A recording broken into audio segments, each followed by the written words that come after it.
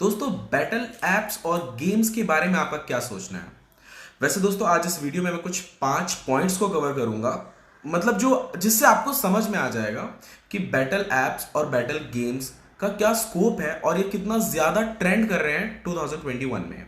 और आखिर क्यों जब आप फेसबुक या फिर कोई गेम यूज करते हो तो आपके सामने कुछ ऐसे ही एड्स दिखाए जाते हैं, बैटल टाइप, दो यूजर्स एक साथ बैटल कर रहे हो। मतलब पहले तो सिर्फ गेम्स में मैं देख रहा था, ये ज्यादा हो रहा था और आपने भी देखा होगा। और ज्यादातर मैंने खुद एप्लीकेशन जो बिल्ड किए हैं, टूर्नामेंट आप सभी ने सुना होगा मेरे वीडियोस में या फिर चैनल पे। मैं ज्यादातर टूर्नामेंट एप्लीकेशन के बारे में, लूडो गेम के बारे में, इन सब के बारे में बात करता हूँ। आखिर इनमें क्या होता है, इनमें बैटल ही होता है। एक मतलब सामने वाला यूजर जो है वो मतलब एक दो यूजर आपस में खेलते हैं और जो भी विन होता है उसको कुछ रिवॉर्ड्स मिलते हैं, ठीक है।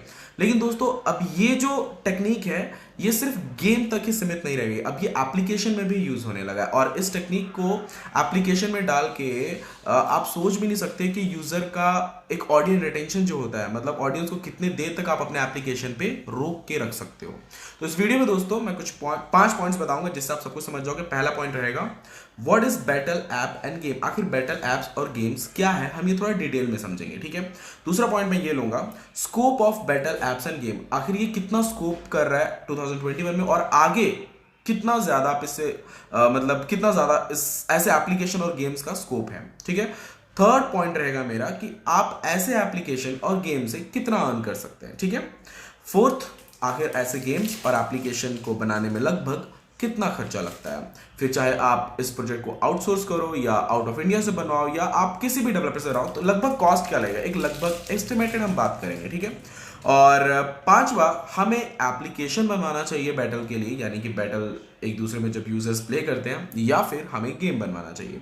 क्योंकि आप सभी को पता है कि ज्यादातर इस टेक्निक को हमने अभी तक तो हमने ज्यादातर गेम में देखा है। अब ये एप्लीकेशन में कहां देखने को आपको मिल रहा है और वो कैसे अर्न कर रहे हैं, इन सभी चीजों के ऊपर हम थोड़ा अच्छे से मैं आपको बताऊंगा। वीडियो थोड़ा लंबा होने वाला है लेकिन बहुत इंटरेस्टिंग होगा, इसमें आपको सीखने को बहुत कुछ मिलेगा।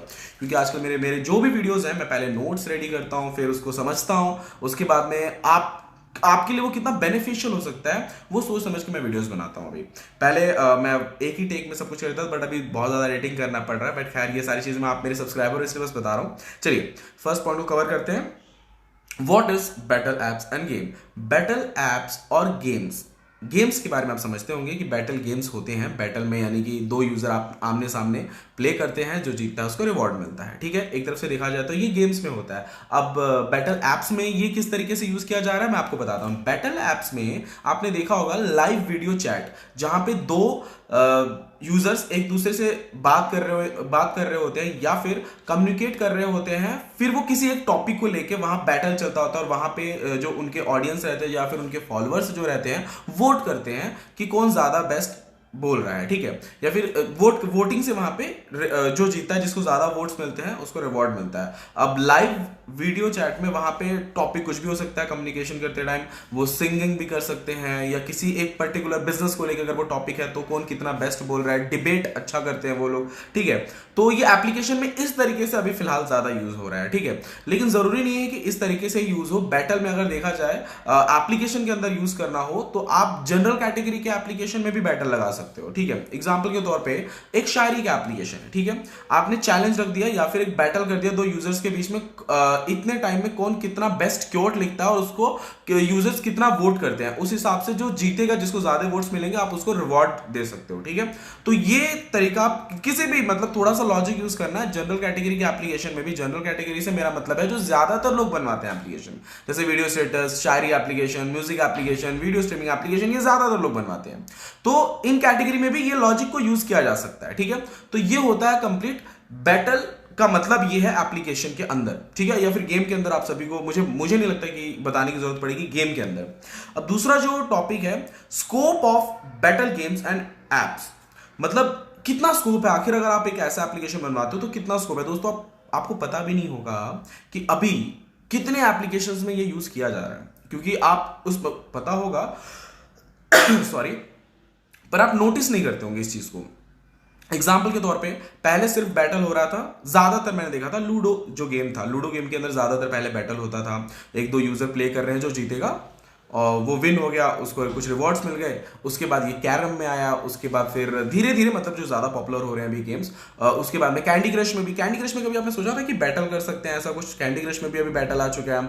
उसके बाद में एप्लीकेशन के अंदर मैं देखता हूँ वीडियो चैट्स के थ्रू या फिर क्यूज एप्लीकेशन के अंदर भी बैटल होता है, कौन कितना जल्दी आंसर मतलब उस क्वेश्चन का आंसर दे रहा है।